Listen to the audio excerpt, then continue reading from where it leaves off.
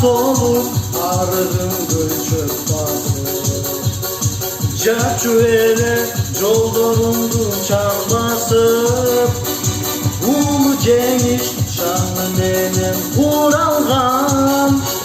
Örkünдөй бет биттөрөлгөн көк жарым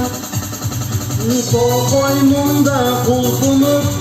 гүлдөп турган көк жарым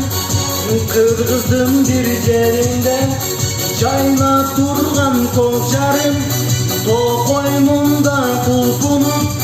гүлдөп турган көк жарым Kırgızın bir yerinde Cayna turgan kocarım